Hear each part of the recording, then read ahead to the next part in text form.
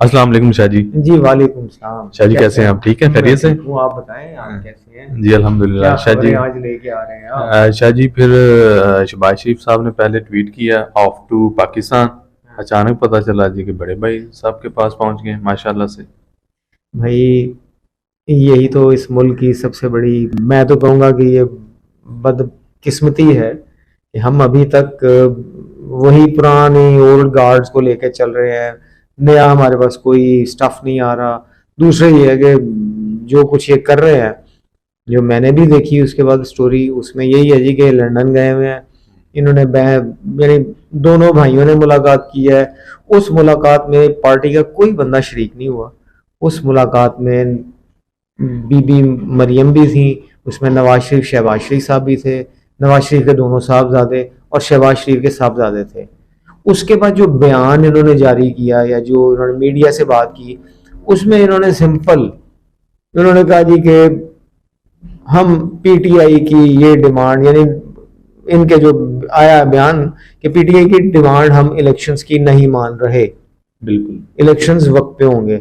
इसमें जो थोड़ी सी आगे चलाई है वो मुख्तलिफ चैनल्स की तरफ से जो आ रही है, तो ये जी कि बड़े मियाँ साहब ने छोटे मियाँ साहब को ऑर्डर किया है कि भाई उनकी डिमांड ये नहीं माननी।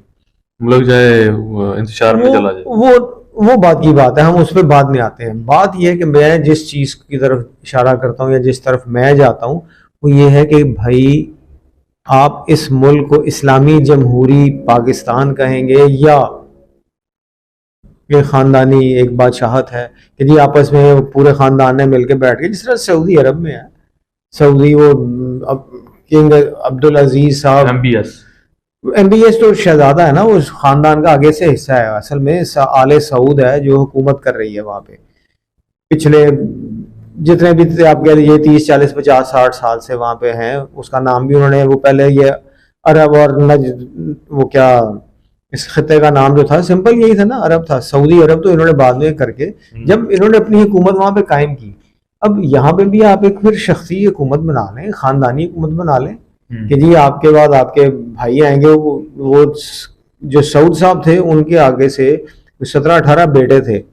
उन्होंने जब सऊदी अरब बनाया, यानी उसकी फाउंडेशन जब रखी गई मौजूदा अरब की, जिसको सऊदी अरब कहते हैं, तो उसमें उन्होंने उसको डिक्लेयर ये किया था, या कह लीजिए उन्होंने जो अपनी वसीयत की थी उसके मुताबिक उनके बेटे 17 18 बेटे थे, उनमें बादशाहत रहेगी। आगे से उनके भतीजे भांजे जो भी रिश्तेदार थे वो मुख्तलिफ ओहदों पे वो लगाते रहे, यानी की पोस्ट जितनी है वो सऊदी जो आले सऊद है उसके अंदर है। इसी तरह से अब यहाँ पे भी आप यही करना चाह रहे हैं कि आप सिर्फ आपको वही एक खानदान से, यानी हमारी जो इस्टेब्लिशमेंट ने जो गड़बड़ की है कि आपने फिर दोबारा वही खानदानी हुकूमत लेके आ गए हैं। दूसरा शरीफ खानदान के बाद भुट्टो खानदान, भुट्टो तो नहीं अब जरदारी खानदान है उनका, वो लोग कहते हैं कि वो तैयारी करवा रहे हैं आला हजरत दौरे पे दौरा कर रहे हैं वजीर खारजा साहब हमारे। वजीर खारजा साहब को, बिलावल भुट्टो जरदारी साहब को, उनको ट्रेनिंग दे रहे हैं जी कि आइंदा वो आएंगे। यानी अब पाकिस्तान जो है ये इस्लामी और जमहूरी ये दोनों रह गए, मेरा नहीं ख्याल है। ये चीज़ मुझे इंतहाई नागवार गुजरती है। एक तो यही है जी कि आप यार आगे की तरफ देखें, आप पीछे की तरफ नहीं जाएं। जो पीछे गुजर गया उसको छोड़ दें। नवाज शरीफ साहब के दौर में भी माना जी इकोनॉमी 5% जीडीपी ग्रोथ हो गई थी, यार वो खत्म हो गई, वो बात गुजर गई। अब आगे का देखें कि आगे आने वाले जो दुनिया के हालात हैं उनमें आपने क्या करना है। आपकी सिर्फ हमारी नहीं, सारी दुनिया की इकोनॉमी जो है वो स्लो डाउन का शिकार है। कोरोना के बाद कह लीजिए मुख्तलिफ हालात हैं। इधर से आप वो तीसरी जंग अजीम शुरू होने को है, अगर फर्ज करें अल्लाह ना करे कि वो फैल जाती है यूक्रेन और रूस की, वो बड़ी खतरनाक हो जाएगी, इसलिए कि वो हमारे सर पे है। चाइना, इंडिया, पाकिस्तान, यानी ये खिता पूरा, इसको ये इफेक्ट होगा ना। तो बात यह है कि आप प्लीज इस बात को छोड़ दें, आप ये इस मुल्क को इस्लामी जमहूरी पाकिस्तान ही रहने दें, इसको वही खानदानी हुकूमतें ना करें, ना बनाएं, कुछ सोचें हमारे। वही अगर इस्टेब्लिशमेंट ही सारे काम करती है तो फिर इस्टेब्लिशमेंट की मैं रिक्वेस्ट करूंगा कि सोचें इस पे, कि आए, आप सामने आए, जो मुल्क के लिए अच्छा है ना वो करें। ये फिर वही बात कि ये जितने खानदान, ये 12-13 या 6-7 जितनी भी जमातें मिलके आई हैं, इनका सिर्फ एजेंडा यही था कि अपने तमाम जो इल्ज़ामात हैं, जो इनके खिलाफ मुकदमात हैं, उनको ख़त्म कर दें। वो ख़त्म करें, उसके बाद नेक्स्ट इलेक्शन आप लड़ लेंगे। उतनी देर में आप इतने स्ट्रांग हो चुके होंगे कि जो हमारे यहाँ पे होता है कि अपनी मर्जी के अपना जो आपने सेटअप करना है, जो लोग जहाँ पे की पोस्ट पे लगाने हैं वो आप लगा लेंगे, उसके बाद इलेक्शन आप जीत जाएंगे। अब ये जो इमरान खान का क्लेम कि जी वो इम्पार्शियल इलेक्शंस होने चाहिए, वो इम्पार्शियल इलेक्शंस को तो आप छोड़ दें। मुझे तो फिलहाल यानी जिस तरह से इन्होंने कह दिया, मुझे तो इलेक्शन होते ही नजर नहीं आ रहे अभी, जब तक ये वही पूरी अपनी टर्म नहीं करते। अच्छा जी, आगे अल्लाह आग में चला जाए है, मुल्क जैसे एहतजाज पे आग में जा मुल्क जो भी हो जाए। इमरान खान ने जिस तरह फिर उन्होंने अनाउंस तो कर दिया है कि वो दोबारा से वो आज वजीराबाद से शुरू कर रहे हैं लॉन्ग मार्च अपना।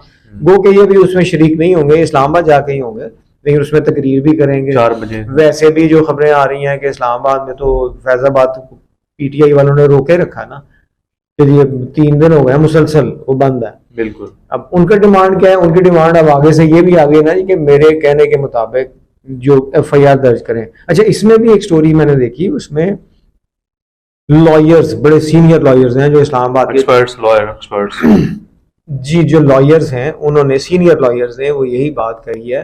उन्होंने कहा जी कि कानून के रखवाले कहते हैं इनको। एफआईआर जो है वो इमरान खान के, ये जो भी इमरान खान का कहना ये है कि जी मेरे कहने के मुताबिक एफआईआर दर्ज की जाए। इस बात को बहुत सारे लॉयर्स हैं जो इस्लामाबाद के, जिनको मुख्तलिफ मैं देख रहा था अखबारों ने उनके बयानात लगाए हैं। एक राजा रिजवान अब्बासी साहब हैं, जो पुराने सीनियर लॉयर हैं, उन्होंने भी यही बात की है कि ये मुद्दई का, कंप्लेनेंट का हक है, कानूनी हक है। वो जिसको नॉमिनेट करता है वो उसके मुताबिक एफआईआर दर्ज होनी चाहिए। बात यह है कि उसके बाद आप कहते हैं कि वो गलत कर रहा है या वो आर्मी को इन्वॉल्व कर रहा है। आर्मी को नहीं, एक बंदे को कर रहा है। उसके बाद अगला सवाल जो मैंने स्टोरी देखी उसमें यही था कि भाई उसने नॉमिनेट कर दिया, उसने बदनाम करने की कोशिश की। बात यह है कि इन्वेस्टिगेशन होनी है, अदालत ने भी, पुलिस ने भी, सारों ने इन्वेस्टिगेट करके अदालत में आना है। केस तो साबित होगा तो फिर है ना, नहीं साबित होगा तो खारिज हो जाएगा, पता लग जाएगा। बिल्कुल। अब ये भी आप इस बात पे अड़े हुए हैं कि जी इमरान खान साहब की वो एफआईआर जो है वो अपनी मर्जी के मुताबिक, जिस तरह कल मैंने बात की थी कि आईजी किसी भी सूबे का वो सेंटर से उसकी पोस्टिंग होती है, अपॉइंट होता है। अब आप कहते हैं कि वो पंजाब में इनकी गवर्नमेंट थी और ये अपना वो केस नहीं दर्ज करवा सके। बात यह है कि आईजी साहब को जब सेंटर से, जो उनके असल बॉसेस हैं, वहां से इंस्ट्रक्शंस आएंगी तो वो क्या करेंगे। इन्होंने बल्कि वो एक और वो एक्सप्रेस ट्रिब्यून का मैं वो बताता हूँ, उन्होंने एक वो वाकया भी कोट किया हुआ है कि शेर अफगन न्याजी साहब थे हमारे, एक वो बड़े सीनियर पार्लियामेंटेरियन थे, उनके साहबजादे का इंतकाल हो गया। ये 2002 की बात है, एक्सीडेंट हुआ। उन्होंने कंपनी को, जो है ना वो जापानी कंपनी है जिसकी गाड़ी में हुआ था, और उनका क्लेम था जी कि इसने, यानी पाकिस्तान में जो गाड़ी बनाई गई थी वो, उसमें कुछ चीजें कम थी, एयर बैग नहीं था। अच्छा, एयर बैग फॉल्टी था, जिस वजह से वो एक्सीडेंट हुआ और वो मर गया। अच्छा। और उसने उसको, जापानी था वो उसका क्या इसने नाम दिया हुआ था, फूजियो चो, ठीक है, उसको नॉमिनेट किया उसने एफआईआर में, और इस्लामाबाद पुलिस ने वो केस दर्ज किया। और इस्लामाबाद पुलिस जब उसको गिरफ्तार करने के लिए पहुंची तो फिर बेचारा वो पाकिस्तान से भागा और उसको हमारी कोर्ट ने एब्सकॉन्डर डिक्लेयर किया। अच्छा, जब ऐसी चीजें आपके पास हैं, प्रेसिडेंट्स हैं आपके पास यानी सबूत के तौर पे अगर आप पेश करना चाहते हैं तो ये सब कुछ है कि आपने एक शख्स को, एक कार कंपनी का, हमारे यहाँ पे तो बड़ा कुछ हो जाता है, कोई वजीर रिजाइन नहीं करता, कोई किसी के कान पे जूं नहीं रेंगती, ट्रेन उल्ट जाती हैं। वही है ना कि ये चीजें सारी हैं हमारे मुल्क में। अब इसमें आप ये अड़े हुए हैं जी कि वो सिटिंग प्राइम मिनिस्टर के और सिटिंग मिनिस्टर के अगेंस्ट नहीं हो सकता, सब कुछ हो सकता है। आप करें तो सही, आप रूल ऑफ लॉ की तरफ जाएं तो सही। आप तो किसी भी तरफ आते ही नहीं है ना, आप सिर्फ और सिर्फ एक ही चीज पे लगे हुए हैं कि जी जो आपकी मर्जी है, जो आप चाह रहे हैं वही आप करना चाहते हैं। और इमरान खान साहब से लॉयर की मुलाकात भी कल हुई है। इमरान खान वो तो बिल्कुल लॉयर से, अभी वो जाहिर है मीडिया से भी हो रही है ना, मीडिया से भी बहुत सारी उसने बातें की हैं जो और उन्होंने करते बोला चले आ कि रहे हैं। सुप्रीम बार के लॉयर्स को भी मैं दावत दूंगा कि वो भी आए, वो भी हाँ हाँ, वो जाहिर है, वो जाहिर है। नहीं, उसमें भी अब होता ही है ना कि जो नून लीग के हमायती हैं, जो कि पीपल्स पार्टी के हमायती हैं, वो तो उसकी मुखालफत कर रहे हैं। बिल्कुल ऐसे। और ऐसा है भी, जो उनके मुखालिफ हैं वो उनकी अपनी ओपिनियन है। मैं तो कानून एक तो सर सेम ही है ना। मैं तो एक वैसे बात कर रहा हूँ। हाँ बिल्कुल, कानून जाहिर है, बिल्कुल। कानून में गुंजाइश है, बिल्कुल। प्रोविजन है, तो फिर उसके मुताबिक काम करें। अब वाकई ये साबित करने की कोशिश कर रहे हैं कि अब ये पाकिस्तान जो है वो इस्लामी जमहूरी पाकिस्तान नहीं, ये एक कह लिए कि वो शख्सी एक रियासत बन गई है, एक खानदान की हुक्मरानी, एक या दो खानदान की है, वो आप कर रहे हैं जो टॉप पे बैठे हुए हैं। बाकी तो सारे सूबों में, मैं एक बार पहले भी शायद मैंने आपसे अर्ज किया था कि भाई मुझे कभी कभार जो है ना पाकिस्तान को देख के वो पुराना स्पेन याद आ जाता है, जब वो 700 साल पहले आज से वहाँ पे मुसलमानों को जब मार पड़ना शुरू हुई थी, तो वो यही था कि वहाँ पे छोटी छोटी 700 रियासतें कहते हैं वहाँ पे बन गई हुई थी, छोटी छोटी। जी।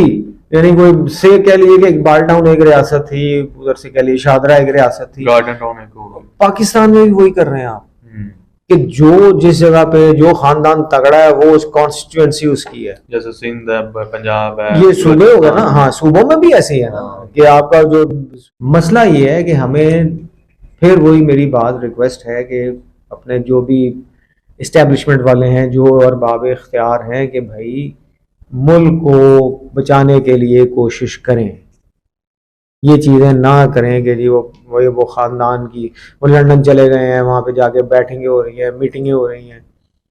मरीम साहबा का भी एक बयान पहले काफ़ी अरसे बाद, कि जी मियाँ साहब की जान को ख़तरा है, जब वो टल जाएगा वो तो वापस वो भी आ जाएंगे। तो आपने वही इस पाकिस्तान को पाकिस्तान, इस्लामी जमहूरिया पाकिस्तान रहने दें, ये मेरी रिक्वेस्ट है। Thank you Shah ji, thank you, अल्लाह हाफ़िज़। अस्सलाम वालेकुम।